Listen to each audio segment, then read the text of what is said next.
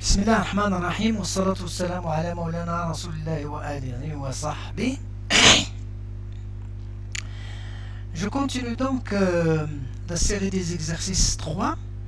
Je suis maintenant au premier exercice parce que la première vidéo, j'ai exposé les exercices et je donnais certains éléments qui permettent donc d'obtenir la solution. J'ai fait un petit rappel de l'essentiel du cours qui permet donc de résoudre les exercices par la suite. Donc exercice 1, c'est l'application du contenu de la vidéo passée. Alors cet exercice 1, on parle donc du gaz parfait et du gaz réel pour lesquels on cherche une fonction énergie libre et l'application de cette fonction-là pour faire certaines applications. Alors, on considère n mol d'un gaz parfait. Donc ici, c'est un gaz parfait, le nombre de moles est égal à n. Déterminer la fonction U, S et F. Alors, puisque le gaz est parfait, je sais que d de U est égal à NCV/dt. Pour les gaz parfaits, la fonction énergie interne ne dépend que de la température. Et les multiples d de U est égal à NCV/dt. Et dans le cas où CV est indépendante de la température, comme c'est le cas supposé dans tous les exercices, alors on obtient donc U est égal à NCVT par intégration et U est égal à NCVT moins U0, U0 étant la constante d'intégration. Donc cette expression-là, c'est l'expression de l'énergie interne d'un gaz parfait. Elle est connue à une constante d'intégration près. De plus, pour un gaz parfait, je sais que D de S suivant les variables T et V est égal à NCVDT sur T plus P sur T D de V. L'intégrale de cette différentielle, l'intégrale de cette différentielle permet donc d'obtenir la primitive S de T et de V. Alors par intégration, on obtient donc NCV ln de t pour l'intégrale de dt sur t plus nr ln de v pour l'intégrale de cette partie, donc plus S0.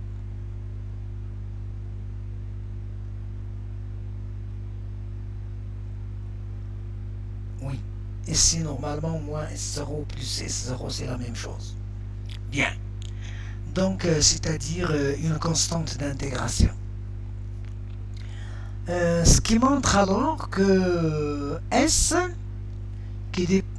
ah oui, dans le cas où j'écris, par exemple, D de S de T et de P, je vais obtenir NCP dt sur T plus moins V sur T d de P.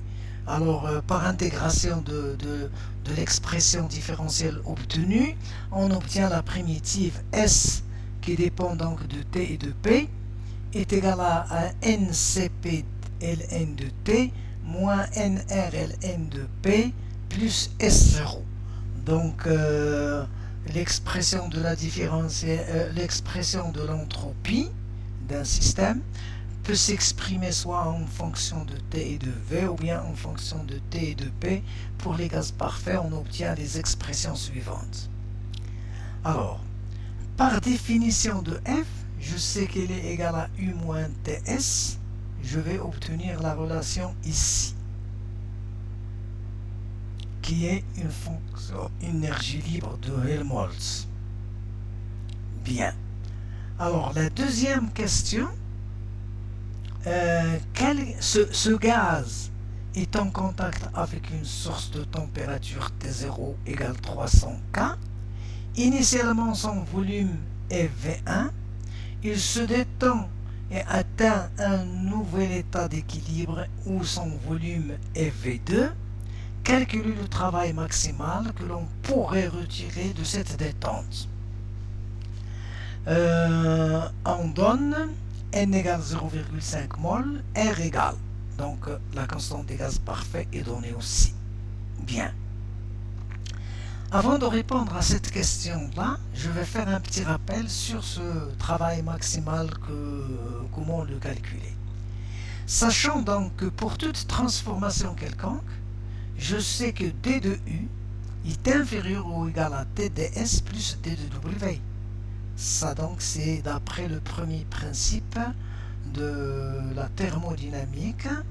Je sais que D de U est égal à D de Q plus D de W et j'ai remplacé D de Q par T ds d'après le deuxième principe de la thermodynamique qui est supérieur ou égal à D de Q sur T.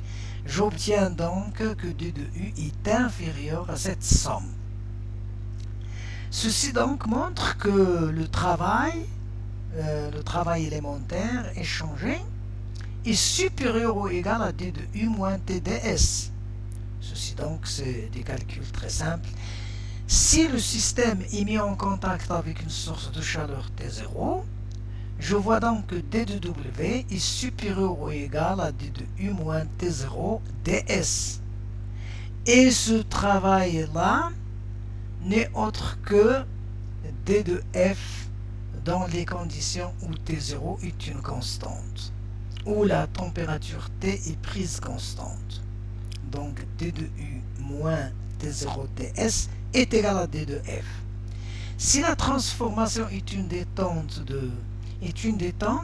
le travail sera négatif. Puisqu'on a une détente, donc le travail est une quantité négative. Alors on va prendre le signe moins, on va multiplier l'équation ici par le signe moins. On obtient donc moins D de W est inférieur ou égal à moins D de F. Ceci donc cette quantité-là, moins D de W, est positive.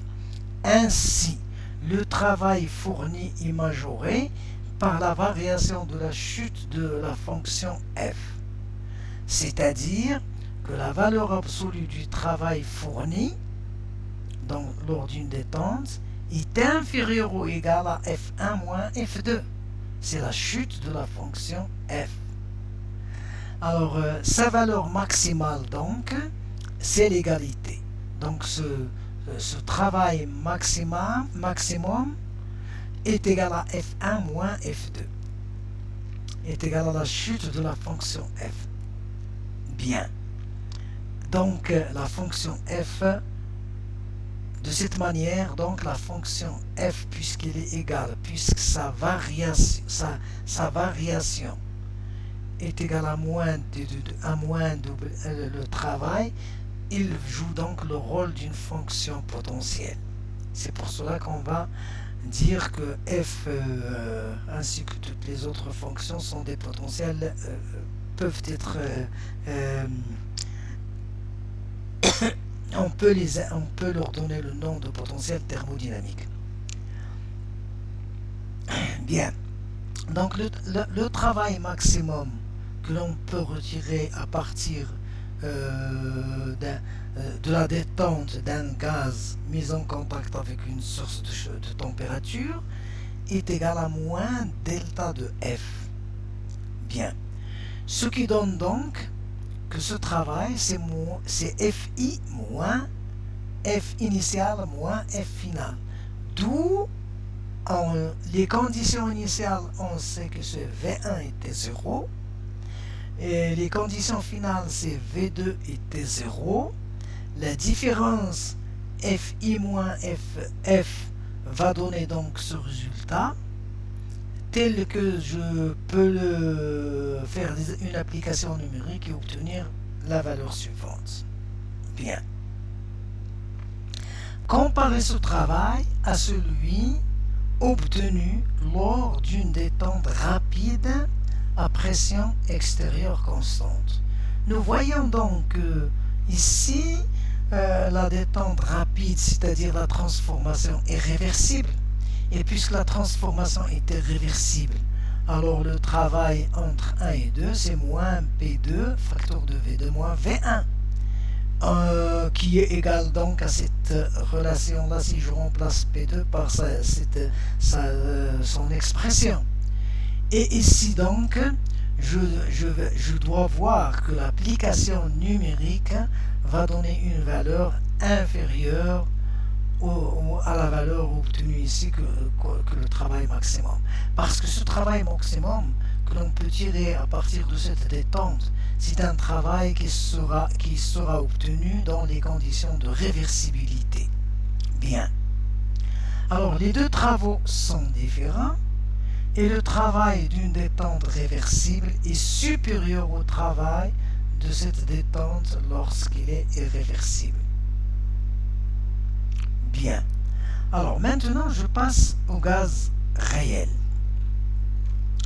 On dispose donc d'une fonction énergie libre qui dépend de la température et du volume, écrite pour un gaz réel, pour n mol d'un gaz réel. Bien. Oui, je vois donc que ce F-là aura la même expression que celle obtenue pour le gaz parfait lorsque A égale 0 et B égale 0. On peut vérifier ça si vous voulez, parce qu'ici nous avons la fonction énergie libre de Helmholtz F déjà calculée. Ici je remplace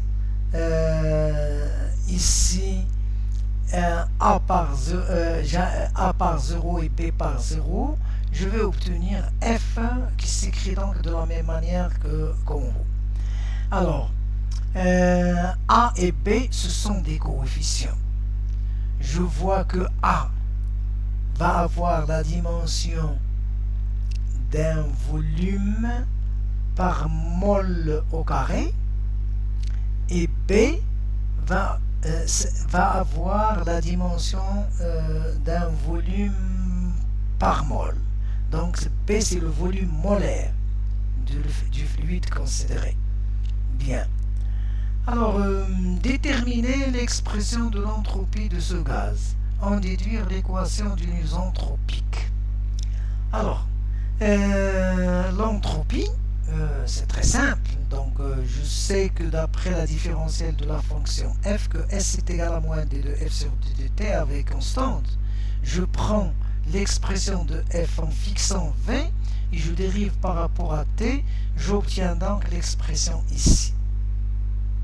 C'est un calcul par dérivation très simple. L'équation d'une isentropie. Je sais que l'entropie est égale à constante, donc cette relation-là, S est égale à constante. Ce qui permet donc, puisque S0 est une autre constante, ce qui permet donc d'écrire que cette partie-là qui est variable est une constante. C'est-à-dire ce qu'on a ici est une constante qui peut s'écrire sous la forme ln de v moins nb à la puissance nr pour cette partie, et là c'est ln de t à la puissance cv qui est égal à constante. Alors ceci égale constante, ça veut dire que je peux utiliser les propriétés de la fonction ln et écrire que c'est ln du produit parce qu'il y a un plus. Donc je vais obtenir ce ln de ce produit qui est égal à constante.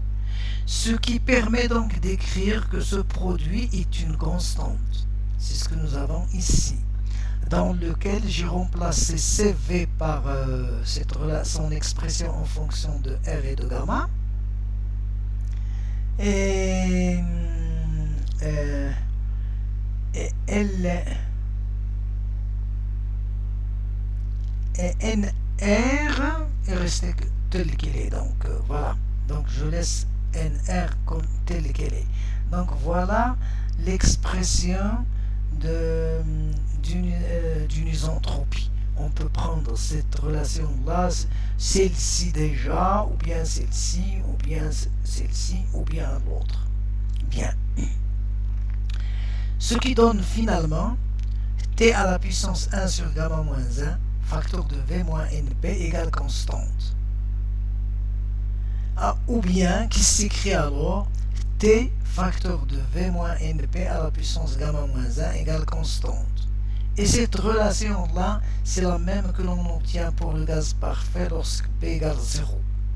Ce qui justifie donc que le résultat obtenu est correct. Bien. Alors, la deuxième question. La deuxième question, on doit montrer cette relation-là, c'est-à-dire la relation de Helmholtz entre l'énergie libre F et l'énergie interne U. Alors, je sais par définition que F est égal à U moins TS. Je prends cette équation-là et je la divise par T. Je vais avoir F sur T est égal à U sur T moins S. Je prends cette équation-là et je la dérive par rapport à T, à la température lorsque V est une constante. Donc, la dérivée de F sur T par rapport à la température à V constante est égale à la dérivée de U sur T par rapport à T à V constante moins D de S sur D de T à V constante, qui donne donc que ce terme-là est égal à 1 sur T D de U sur D de T à V constante moins U sur T au carré moins D de S sur D de T à V constante. Et si je multiplie tout ceci par T au carré, je vais obtenir T au carré fois cette dérivée la dérivée de F sur T par rapport à la température à V constante. Je vais avoir, ici j'ai 1 sur T multiplié par T au carré, il va rester un T fois D de U sur D de T, moins U, parce que je l'ai multiplié par T au carré, moins T carré D de S sur D de T avec constante. Bien. Bon, ceci donc c'est des calculs très simples. On obtient finalement que la relation à démontrer serait démontrée si j'arrive à montrer donc que ce terme-là, moins T carré, c'est-à-dire moins ce terme-là, est égal à 0. Si ceci est vrai, alors c'est la démonstration de mon D. Alors, j'écris ceci. Est-il égal à 0? Donc, je peux dire que c'est oui. Pourquoi? Parce que D de U sur D de T doit être égal alors à T D de S sur D de T. Est-ce que ceci est vrai? Oui. Parce que D de U est égal à T ds moins P dV. Si à V constante donc, les dérivées ici vont être des dérivées partielles par rapport à T à V constante. Je divise tout ceci par dt à V constante donc. Cette dérivée-là, D de U sur D de T va devenir D rond U sur D rond T avec constante est égal à T D rond S sur D rond T avec constante. C'est ce qu'on a écrit ici et c'est ce qui justifie donc que la démonstration de l'équation demandée. Bien. La troisième et dernière question, on demande de...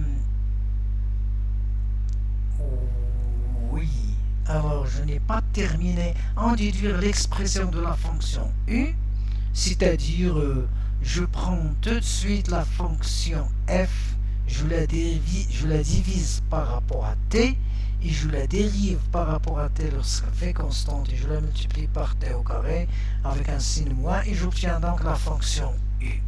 Donc ce n'est pas difficile d'obtenir la fonction U si la relation est déjà démontrée.